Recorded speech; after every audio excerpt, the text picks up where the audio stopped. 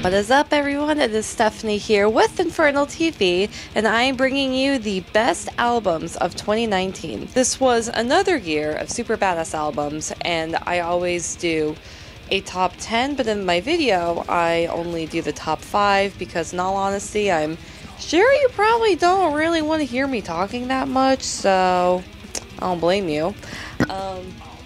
But it was very hard to even condense all the great albums to top 10, and even more difficult condensing them to a top 5 list. Let's get started with the number 5 album of 2019, and that is Inferi's End of an Era Rebirth.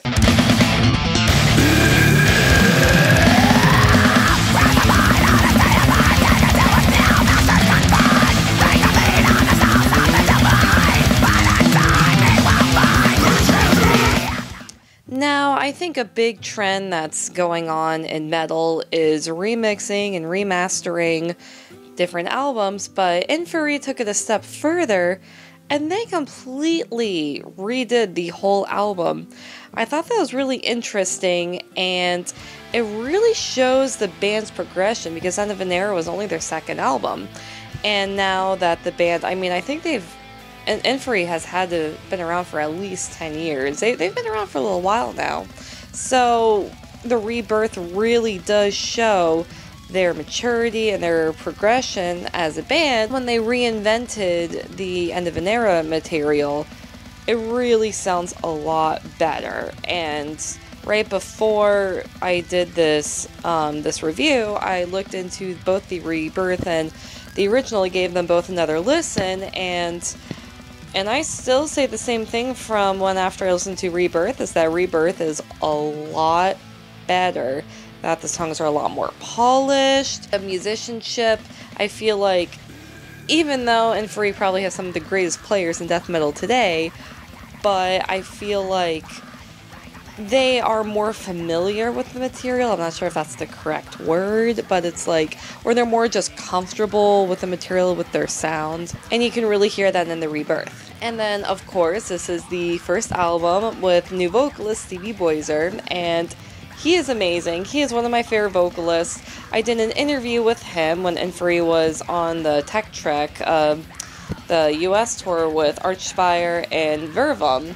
And Stevie gave a lot of good insight on the Rebirth, and also him as an Inferi fan, like going into the Rebirth, and he's the perfect guy for that band because, and I'm gonna cover another band that Stevie's in as well in this review, and it's like his vocals are just ridiculous. Like, I don't know how one human being can make the noises that he makes. No offense to the previous Inferi vocalist who was on the End of an Era, but I honestly like Stevie better for them because his vocal style fits that, like, crazy, techy, deathy, like, the ridiculousness. Even though Inferi has been around for a long time, it's almost like they're evolving into a new band. I'm always seeing them on tour. I think they're over in Europe now. Like, I follow all the guys on Facebook and Instagram, and I see them posting that they're on tour in Europe, and they did a bunch of tours last year. I'm sure they have even more stuff planned for next year, and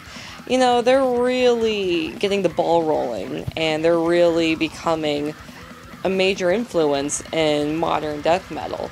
So I feel like this Rebirth it symbolizes their evolution, and it just makes me even more excited to see what this band is going to do, what music they're going to create, and what all else they will accomplish, and the Artisan Era as well in the next coming years. It's true. Science is a poor grasp on the mind. It's spectacularly better than your poor mind's grasp on science. It's true. Mesmeric, deaf and blind. And number 4 is Hannes Grossman's Apophenia? I think that's how you pronounce it. I should have looked that up before I did this review and said it on camera. Hey, if I butcher the pronunciation, oh well.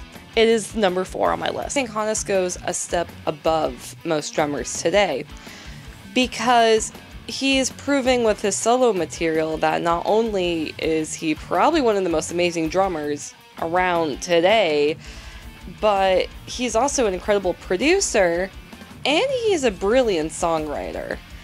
And all of his solo material is so powerful.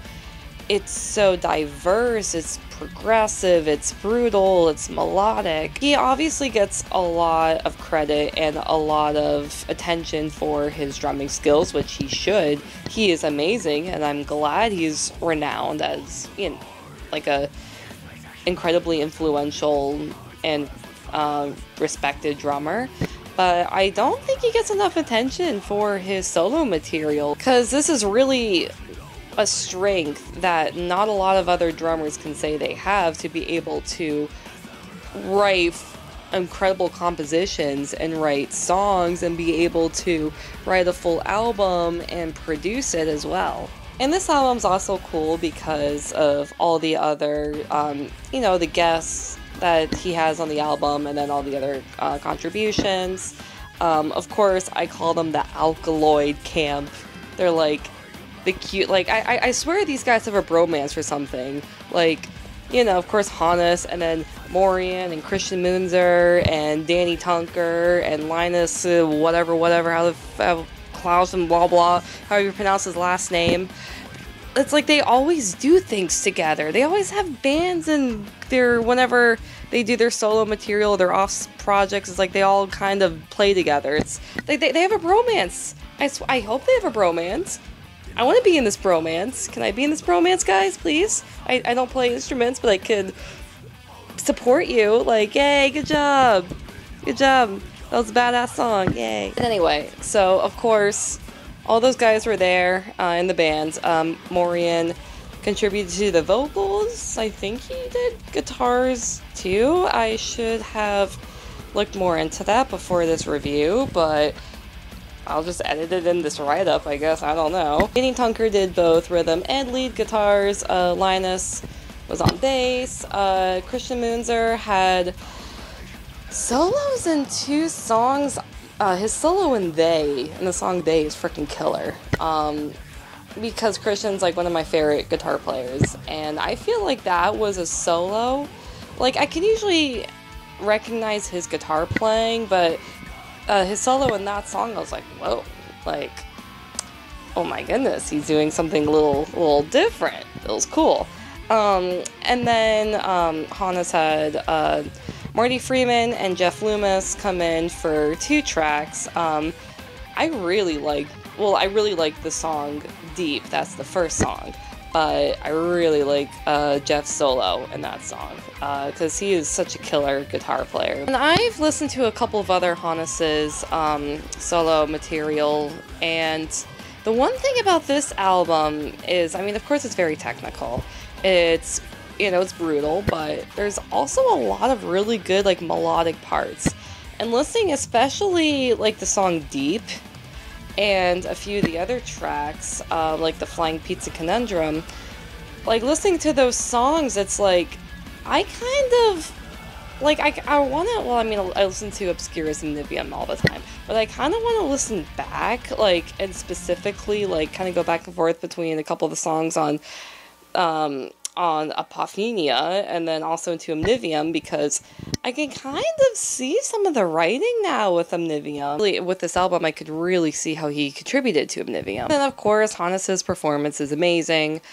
He definitely shows that he is a very diverse drummer in this album. There are some parts, of course, it's like super heavy-hitting blast beats and all that fun stuff, but then it's like, I mean, I'm not watching him play drums, I'm listening to it, but I would hear him do like some really cool, unique things with the cymbals, and you know, kind of giving songs like very interesting grooves, you know, and I really think that is why I like it when a lot of musicians have solo albums, because when they play in a band, it's like you can only hear so much. When they are just able to write their own music and do their own thing, that is really where they shine. The only thing I will say with this album, and I was reading a previous review, and this reviewer said this, is some songs are better than others, which is pretty normal for most albums. Like, for example, the title track, Apophenia, which, it's a killer song, I'm not saying it's not, but there are some parts of the song, like some of the vocals, even though I love Morean's vocals, but there was like a little too much clean singing in there, and I like Morean's cleans, but I'm also kind of like a stickler about clean vocals. I think that's why I love death metal, because there are barely any clean vocals. It's all, like, it's all like growling and stuff, and I like that. But that was, when I first heard that song, I was like, oh, okay, I mean, this is different, but it's a little too different. Alright, kind of deal. And number 3 on my list is Swallow the Suns, When a Shadow is Forced into the Light.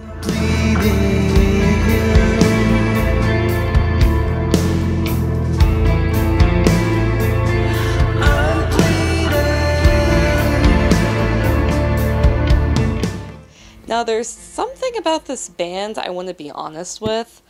I really didn't get into them for a very long time.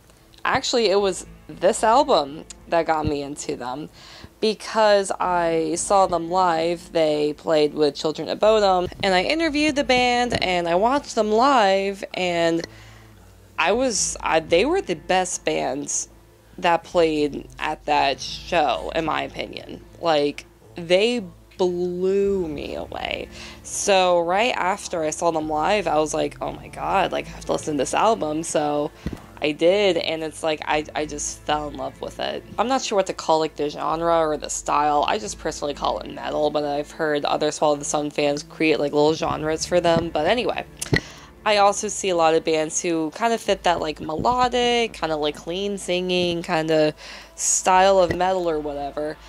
And I think the difference between Swallow the Sun and a lot of those other bands, well, one, they also have, like, a lot of brutalness in them. Like, for example, Miko can do clean vocals, but he also has these badass growls, and I feel like, and after getting into When the Shadow's Forced to the Light, I went back into their older albums. He was doing a lot more growls. Still does have killer growls in this album. And not only that, but their music is beautiful.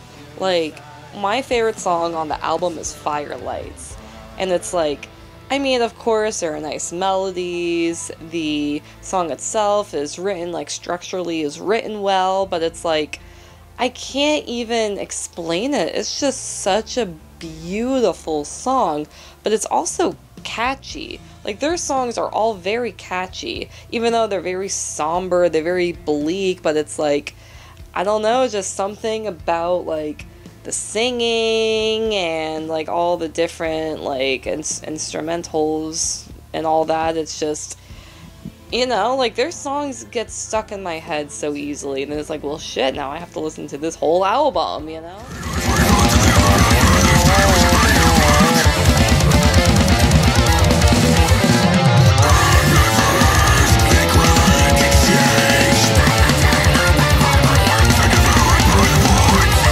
My second favorite album that was released in 2019 is Equipoise's Demirgus?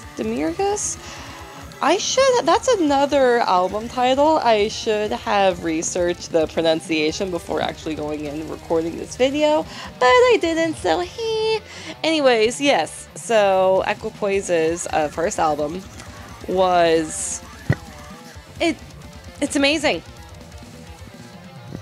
It's amazing.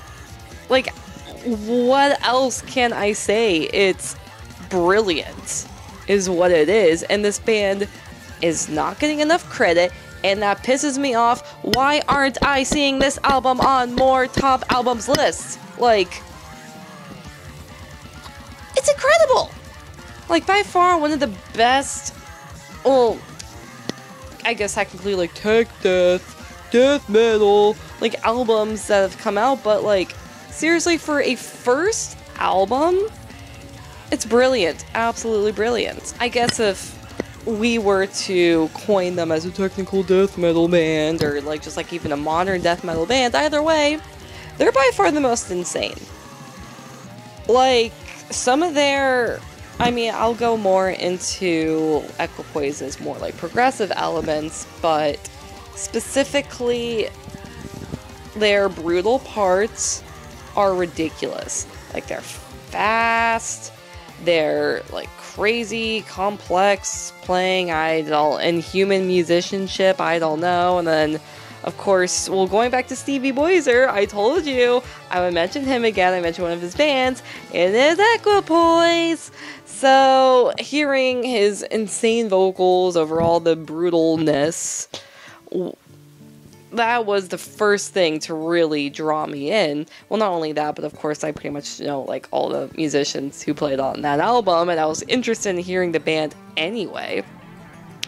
But I think the other thing that really drew me in and impressed me the most is the fact that they incorporated so many other styles of playing, so many other, like there's piano in there and beautiful like orchestral parts. Like they have a lot of like minute-long songs that's all like instrumental, like and then you'll get some like I don't know what the guitar style of playing is, but it sounds very like samba-y, like Spanish or whatever. It's like, ooh, it's like catchy, like I don't know how to describe it.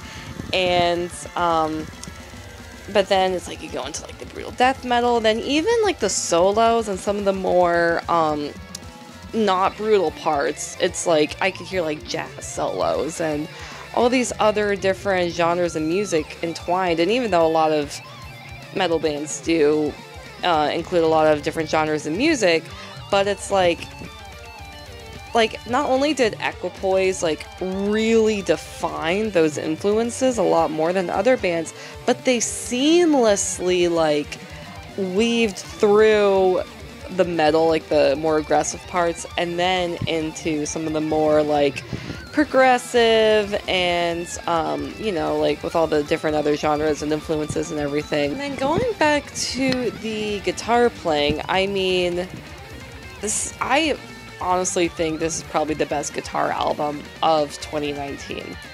Like, huge shout out to Sanjay Kumar and Nick Padovani, bro. I'm butchering your last name. I'm really sorry, but you're killer, and it was nice meeting you at the show. I'm going to talk about that show in a little bit, actually. But, yeah, so the guitar work is just mind-blowing. Like, even the not progressive parts, like just like kind of like the normal solos or whatever, are mind-blowing. Like, that's still solos that are inhuman guitar mastermind ship. I don't know what else you want to call it. I'm not a musician. I'm sure that another musician, guitar player who probably reviewed this album had a better term, more technical, you know, talking nerdy composition stuff that I don't know anything of. I don't know anything about. Solos are killer. Like, even just the riffs, even just like the general riffs just really bring you in. And there's a lot of really good like melodic parts, more catchy parts. I have to admit, I am a sucker for fretless bass, so I'm giving Hugo a shout out because that was killer work on the fretless bass. Just, I don't know what it is, just something about the sound and the tone, and especially in tech death, it's like it gets my feels. It gets in the feels. Speaking of the feels, another reason why this album really stands out to me, if you look at other, you know, whether you want to call them tech death bands or modern death metal or whatever, like, well, I guess it's just, for the sake of things, just call it tech death. It's easy for musicians to overemphasize their skill, their playing, and it really takes away from the soul. It really takes away from the passion of the music. It just kind of seems... It's soulless is what it is. It's like, yeah, you know, it's very talented, or, you know, the players are very talented. You know, I appreciate the skilled musicianship, but there's something when you find like a tech death band where the musicians do show off their skills. They definitely make it known, like, I can play better than anyone else, but they can still write good songs. They can still show that they're great songwriters, that they know how to craft a good song, and it's a song you just keep wanting to go back and listen to. Overall, it's like Equipoise, they're one of those bands, they have soul. This whole album has soul. And you can tell they put their hearts and their blood, sweat, and tears and everything into this album. Going into their live performance, I saw them, and this show will come up. I'm going to do a separate review of the best shows of 2019. Equipoise was on tour with Beyond Creation. And I think they, like, as far as, like, the best band that played that night, Equipoise definitely tied with Beyond Creation. Like, Equipoise blew me away, and at first I was like, well, they'll probably just play, like, a few songs, but they actually played a decent, like, set list. And like I mentioned, they have, like, some songs are, like, maybe a minute or two long. It's all instrumental and all crazy guitars and whatever, and they played those songs. It was like listening to the full album, but, like, watching them perform it. If you didn't know anything about Equipoise before, but you probably recognize some of the musicians I named on this review, you know, they're technically considered a supergroup, but I think this band is more than a supergroup.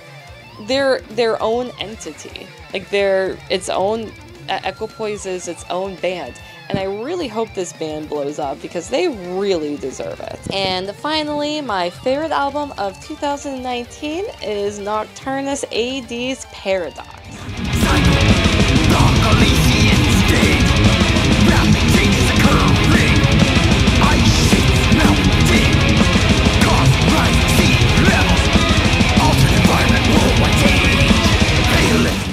Like, Nocturnus gets lost in all of, like, the legendary Tampa bands. We're kind of like the weird band with all these sci-fi influences and keyboards, and in my opinion, I think this album got even weirder and more sci-fi-y and Lovecraft-y than The Key and all their other previous albums, but that's fine with me because that's what I wanted. And that's why, honestly, I like Paradox just as much as The Key, because what I love about The Key, I mean, The Key is one of my favorite, like, all-time death metal albums. And with that album is because you have such good songs. You know, it's hard to find a death metal band that just has great songs, and The Key is one of them. And they're so unique, and it's like, of course, they're aggressive, they're fast, but then you have, like, the keyboard, you know, like, all those, like, crazy cool parts, and Paradox had the same thing. And I do want to talk about their new keyboard player, Josh Holdren. He is phenomenal. And I don't know if you viewers know me, but I actually live in Tampa. And so when Nocturnus was looking for a new keyboard player, you know, there are a few hats that kind of got, like, thrown in the ring and everything when they were looking for a new keyboard player. One of my producer friends told me that he spoke to the band personally and said, get this guy Josh. And when my friend told me this, I was like, Josh will be perfect for Nocturnus because he is such a good piano player. And he also plays drums too. Josh also plays drums for this really cool band called Merciless Scum. They're kind of like grindy, like a little black metal-y, like, they're really cool. The other thing I've noticed about this album is Mike Browning kind of has, like, a new vocal style, almost. He's not really, like, growling. It's more he's, like, talking. But that's cool. Like, whatever he's doing with his vocals now, it really fits the album. And I've always wondered how drummers can do vocals I wonder how any musician can do vocals at the same time that they play their instrument.